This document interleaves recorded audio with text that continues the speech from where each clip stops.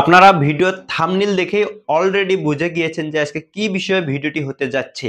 আজকের এই ভিডিওতে আপনারা যারা এনএসআই এর যে ফিল্ড স্টাফ পদটিতে আবেদন করেছেন বা আবেদন করবেন ভাবছেন, তাদের জন্য ভিডিওটি আজকে হতে যাচ্ছে খুবই গুরুত্বপূর্ণ। কারণ আপনারা অনেকেই দ্বিধায় ভোগেন যে বা দ্বিধায় থাকেন যে ওই ফিল্ড স্টাফ পদের যে প্রশ্ন কেমন হবে, প্রশ্ন প্যাটার্ন সম্পর্কে এবং কোন কোন বিষয় থেকে আপনাদের প্রশ্ন হতে পারে বাংলা, ইংলিশ, সাধারণ জ্ঞান এবং গণিতের।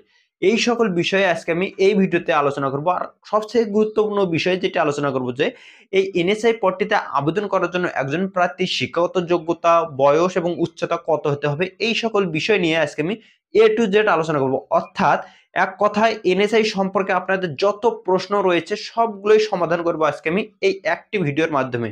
আশা করি আপনারা ভিডিওটি সম্পূর্ণটি দেখবেন। আর ভিডিওটিতে লাইক, কমেন্ট এবং শেয়ার করতে ভুলবেন না।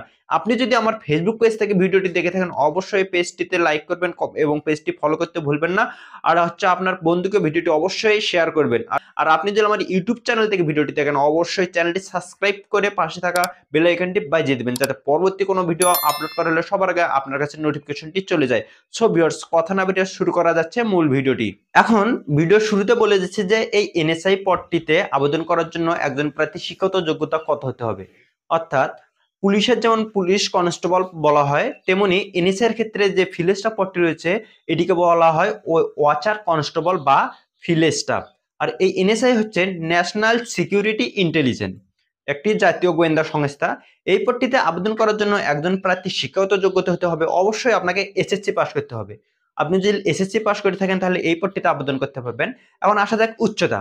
উচ্চতার ক্ষেত্রে একজন পুরুষ প্রার্থীর ক্ষেত্রে হতে হবে 5 ফুট 4 ইঞ্চি, অন্যদিকে মহিলা প্রার্থীর ক্ষেত্রে হতে হবে 5 ফুট সামথিং। এখন আপনাদের এই পদটিতে আবেদন করার জন্য যে বয়সের বিষয়টি রয়েছে, বয়স অবশ্যই 18 থেকে 32 বছর হতে হবে। দ্বিতীয় যে পয়েন্টটি রয়েছে যে এই পদটিতে আবেদন করার জন্য কিভাবে বুঝবে যে আমি আবেদন করতে পারবো কিনা, এই বয়সের বিষয়টি। আর এই বয়সের বিষয়টি আপনাকে জানতে হলে অবশ্যই সার্কুলার অনুযায়ী আপনার বয়সটি দেখতে হবে। কারণ সার্কুলারে যে বয়সটি দেওয়া হয়, একটা নির্দিষ্ট বয়স সীমা দেওয়া হয়, এই অনুযায়ী আপনার বয়সটি দেখতে হবে। তবে 18 থেকে 32 বছর বয়সের প্রার্থী আবেদন করতে পারবেন। এখন সার্কুলারে যে আবেদন করার পদ্ধতি এটি সম্পূর্ণরূপে শেষ। কারণ আমি যে বিষয়টি আলোচনা করব যে পরীক্ষার মান বন্টন, যে কোন কোন বিষয় থেকে কত মার্কের প্রশ্ন হবে এবং কোন কোন বিষয় থেকে প্রশ্নগুলো হয়ে থাকে, এই সকল বিষয় আমি এখন আলোচনা করব। প্রথমত যে বিষয়টি আমি আলোচনা করব যে পরীক্ষার মান বন্টন। এই পরীক্ষার এনএসআই যে পরীক্ষার মান বন্টনটি রয়েছে, এটি হচ্ছে আপনাদের 100 মার্কের পরীক্ষা হবে, সময় দেওয়া হবে 1 ঘন্টা। এটা হচ্ছে বিগত সালের প্রশ্ন থেকে আমি এইটি ধারণা দিচ্ছি আপনাদের। এখন তারপর রয়েছে যে 80টি কোশ্চেন থাকবে, এখানে নেগেটিভ মার্ক থাকবে। অনেকেই প্রশ্ন করেন যে ভাই এখানে নেগেটিভ মার্ক থাকবে কিনা, আবার অনেকেই প্রশ্ন করেন যে ভাই এখানে সুযোগ সুবিধা বা বেতন ভাতা কেমন, আর হচ্ছে রেশন দেওয়া হবে কিনা, সবগুলোই আপনাদের দেওয়া হবে।